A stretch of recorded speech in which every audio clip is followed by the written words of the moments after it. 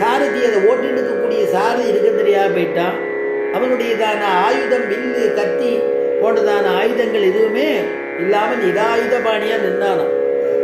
அதுதான் ஒரு பானத்தினால பக்தனை அப்படி பண்ணிட்டதுனால ஒரு பானத்தை பிரயோகித்த ராமபிரான் அவனை நிராயுதபாணியாக நிற்க வச்சாங்கிறார் வால்மீகி.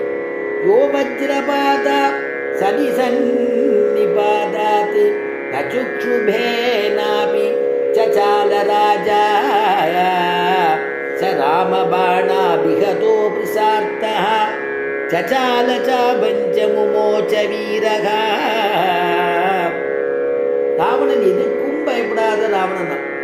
இந்திரனுடைய வஜ்ராயுதத்துக்கு பயப்படாத ராவணன்கிறார் வால்மீகி. யோ வஜ்ர பாதா சனிசன்னி பாதா. வஜ்ரம் இந்திரனுடைய ஆயுதம் வஜ்ராயுதம் தான், அதுக்கே பயப்படாதவனா. ஆனால் ராமனுடைய பானத்துக்கு நடுங்கினான்னு எழுதுறது. ராமனுடைய பானத்துக்கு நடுங்கினான். அந்த பானம் தன் மேல பிராணனை வாங்கிட போறதே நடுங்கினானா. ஆயுதம் இதை எல்லாத்தையும் எடுத்துட்டு போய் இருக்கிற இடம் தெரியாம பண்ணி நிராயுதபாணியாக ஆயிட்டான். உடனே நிராயுதபாணியான ஆனவுடனே ராமபிரான் பேசுறார் ராவணனை பார்த்து. கச்சானுஜானாமி ரணார்த்திதஸ்துவம் பிரவிஷ்ய ராத்ரிஞ்ச சசாலராஜலங்கா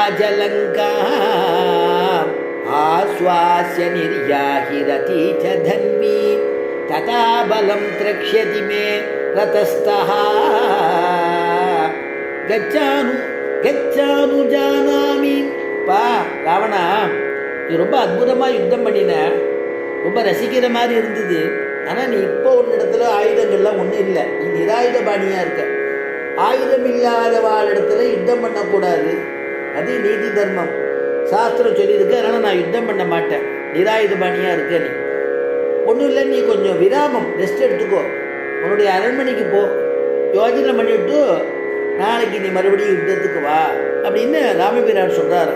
கச்சானுஜானாமி ரணார்த்திதஸ்துவம் பிரவிஷ்ய ராத்ரிஞ்சன ராஜலங்காமோ.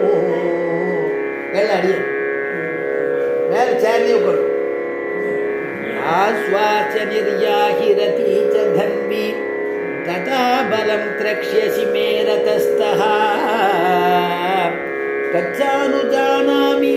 அதனால நீ போய் விராமம் எடுத்துக்கோ, அரண்மனையில் போய் உட்காந்துக்கோ, அரண்மனையில் உட்காந்து ராத்திரி ரெஸ்ட் எடுத்துக்கோ, ரெஸ்ட் எடுத்துட்டு வா அதுக்கப்புறமா அப்படின்னு சொல்லி சமாதானம் பண்ணி ராவணன் அனுப்புகிறானா. ராவணன் போயிடுறார்.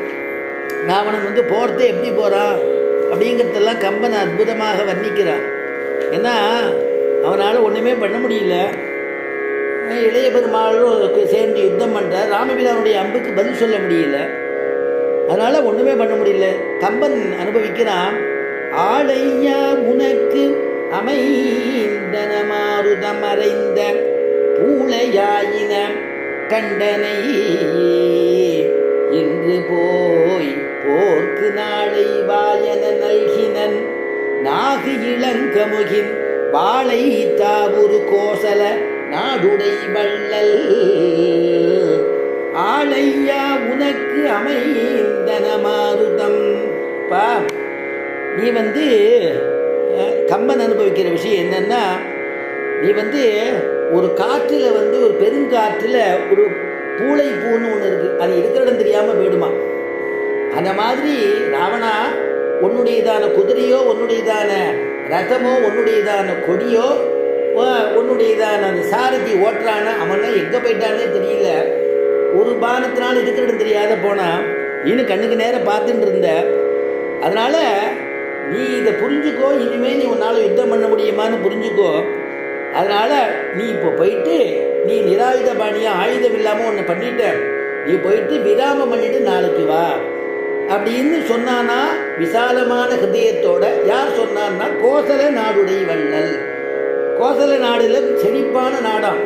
அங்கெல்லாம் மீன்கள்லாம் இளங்கமுகு மரத்தின் மீது வாழை மீன்கள் தாவி பாயக்கூடியதாம். எல்லாம் ராமாயணத்தை சொல்லும்பொழுது கோசலோ நாம முதிதா, ஜலத்துக்கு குறைவில்லையா, செழிப்புக்கு குறைவில்லையா, செல்வத்துக்கு குறைவில்லையா, தங்கத்துக்கு குறைவில்லையா. யார் யாரோ பொண்ணை கூட குண்டலத்தோடு இருப்பாளாம். நான் குண்டலம் இல்லாதவானியே பார்க்க முடியாது, எல்லாரும் குண்டலத்தோடு இருப்பாளாம். ஆபரணங்களோட போட்டுருப்பாலும் எந்த விதமான குறைவும் இல்லாத அயோத்தி